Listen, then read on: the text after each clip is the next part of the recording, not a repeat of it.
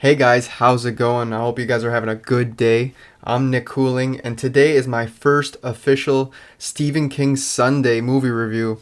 He definitely has a lot of content out there that I can dive into, but today I'm going to be looking at the 1996 film Thinner, starring Robert John Burke and Lucinda Jenny, and this is directed by the great Tom Holland, famous for being involved in Child's Play, Psycho 2, Fright Night, all that great stuff. And this is nothing like that. I'll just say that right now. This was not written by Tom Holland. The screenplay wasn't written by Tom Holland, so he just directed this, and I think it shows. But okay, we'll get into the plot of this film. It's about this overweight, obese attorney that he's like right at the start of the movie. He's getting on the scale and he's 300 pounds, and he's lying to his wife saying that he's 297. And she's like, "You were 297 last week," and he's obviously lying. We've seen him on the scale at 300. So right off the bat, we see that he's not a very nice person. He's a liar. He's corrupt. All this stuff. So one night he's driving home with his wife, and his wife goes down on him, starts fondling him, and it remind me of Scary Movie when the parents are driving and they hit the chick on the road because the girl was going down on the father, right? And he didn't see, and that's what happens in this movie. He ends up hitting a gypsy and killing her. She just ran out of a building onto the road, and he's not paying attention. He hits her, kills her, and this causes the gypsy community to really get pissed off, especially the father of the girl who was hit, who is like 100 and some years old now, and they deal with curses and magic and stuff like that. So when it comes time for the trial, the judge, the sheriff, everybody just lets this attorney named Billy off with it. They because they're all kind of corrupt, and they're friends with him. So the judge just kind of like passes it off. The officer never gave him a breathalyzer test, even though he states in court that he did and he passed it. So they pretty much just let him off with it. And but really, he murdered this girl and is not paying for it. So the father gypsy comes up to him and gives him a curse, which is to make him thinner. The title of the movie like rubs his face, and not long he starts getting thinner and thinner. He's wearing down to nothing throughout this movie. And when Billy's fat, it's so obviously a fat suit. Like, you can tell it's not realistic looking at all. It's not convincing. So when he starts weathering down and getting skinnier, he starts to look more normal for a while until he starts getting anorexic. But he's not the only one they laid the curse on. They also cursed the officer and the judge. The judge got touched on the chest here, and he started growing scales and that because they whispered lizard to him. So he's essentially like turning into a lizard, having a really bad skin condition. And we don't really find out too much what happened to the officer. I think he had like really bad acne, and he also had visual problems with his body. This movie has a lot to do with body dysmorphia, I guess you could say. Anyway, so as the movie's going along, he's realized he's getting thinner and thinner, and he finds out he was cursed. And the only way to get rid of the curse is to have the gypsy who cursed him undo it. So he goes and meets up with their community, and they're not having anything of it. They're just calling him the white man from town. Go back to town. We don't want nothing to do with you. He said he will not take off the curse, and he even gets shot in the hand by a slingshot, and it makes a hole right through his hand, which is ridiculous. So he resorts to going back to a motel type place, and he gets his friend that's in the mob to help him out with the situation. All while he's jealous that his wife was involved with the murder, as it's pretty much her fault why he didn't see the road, because she went down on him. But she never got no curses. She wasn't involved in the case pretty much at all. And this is jealousy is starting to play a part in his psyche, and it's making him kind of go crazy too, the main character Billy.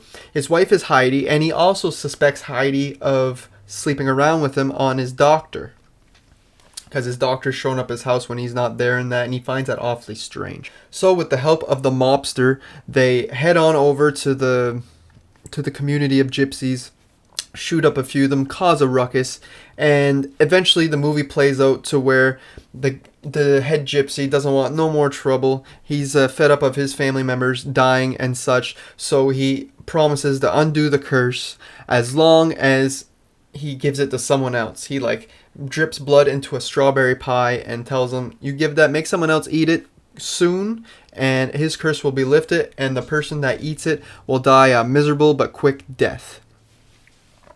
And that pretty much wraps up the film without giving too much away. But this movie was kind of cheesy. Especially from the gypsies, the acting from the gypsies was kind of too over the top for me. And like I said, this is a Tom Holland directed film, so I was really anticipating this. But I really feel like it was like a shoe-in performance for him.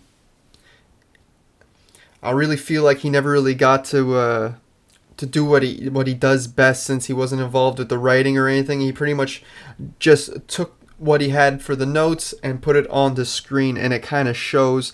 This is definitely not one of the better Stephen King adaptations. It's on the lower side of the ones I've seen.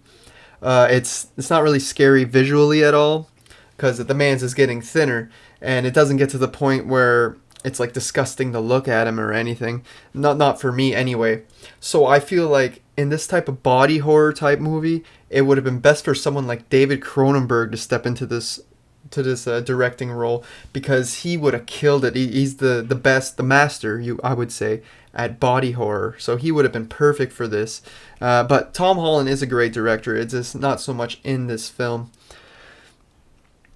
There's not too much gore or anything in the film. When he kills the girl, there's just a tiny bit of blood. But there is one scene with the mobster hires this other guy to help them out, and he ends up getting killed. And we see him with a chicken's head sticking out of his mouth and covered in blood. I found that was pretty cool, kind of visually striking. And also at the end, when Heidi's character is dead in the bed, when you look at her corpse, it's pretty mangled and pretty gross looking. But besides that, it's a pretty tame horror movie. I really enjoyed the concept though, like of the gypsies putting curses on people. I kind of wish they would have cursed a little bit more people, so we would have got a variety of different things, like one guy getting skinny, one guy getting turned into a lizard. I wanted more of that, to be honest. One of my negatives of this movie is there's really no one to root for. Like, you don't really want to root for the main guy, Billy, because he's a prick, he's corrupt, and he's a liar, and he's starting to get mentally unstable from all the things happening to him. And it's like he did murder the girl and didn't take responsibility for it, I guess. And that is the reason why the gypsies did what they did to him, because he would not admit that it was his fault, really, and everyone involved. So, like I said, there's really no one to root for. Even the gypsies are doing bad things. The white people are doing bad things. There's really no good people in this movie.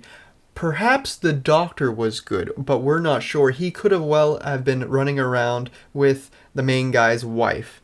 But it's more of a conspiracy. We don't know if it actually did happen. And at the end, the main character does get back at him. But it leaves you thinking, like, maybe in the books, apparently he wasn't sleeping around on the guy's wife. Apparently he was just visiting her so they could set up a way to get him into an institution, because they know he's going mentally crazy. The main character, Billy, with the weight loss and all that and the murder, it's weighing a lot on his conscience. So they figure he just needs psychiatric treatment. That's all in the book. We don't hear any of that in the movie, and it's left up to your imagination if he was really sleeping around or not. It makes it seem like he was in the movie, but I think it would have been better to have one scene in the movie where the wife and the doctor were talking about the institution. I think that would have really gave this a little bit of a twist at the end. We did get a little bit of twist with the pie and who eats it at the end, but I don't want to give any of that away. And yeah, this movie just felt cheap to me. Like especially watching like Misery and that, those are really high up on the Stephen King scale. But even Graveyard Shift, as campy and cheesy as it was, it didn't feel this cheap. This movie, it feels like it's straight made for TV. It almost feels like a long episode of like Goosebumps or something, except with adult characters instead of kids, where it's not as terrifying as it probably should have been. But anyway, I still enjoyed it enough to get through this. I wasn't too bored. I think the second half of the movie really picked up and got me more interested when they started fighting more and trying to get back at each other, the whites and the gypsies in this film. So yeah, it was an interesting film, just not my favorite. And I'm going to have to give this movie... I'm going to give it a 5 out of 10, to be honest. I'm really mixed on it. I like the concepts, but the characters weren't really likable. The acting wasn't great. The fat suit was terrible for the guy. It's so obviously not real. And it's just little things like that that kind of bring it down. But it was worth a watch, I think. And a 5 out of 10 is a middle of the road. It just misses the pass mark, though, for me. So yeah, guys, that's all I got for you on Thinner, the 1996 horror film. I don't know if you guys watched it. If you have, let me know down below what you think of the film. Is it this one of your favorites, or is this your least favorite Stephen King film adaptation or whatever? Because yeah, this is definitely not one of his best, I'll tell you that. So I'll catch you guys next Stephen King Sunday with another one of these reviews. I'm still not sure what it is. I'm kind of playing it by ear right now, but I should probably make a schedule and plan things out to let you guys know what's coming up. But for now, I don't have that planned. And yeah, that's all I got for you guys today. Thanks for watching.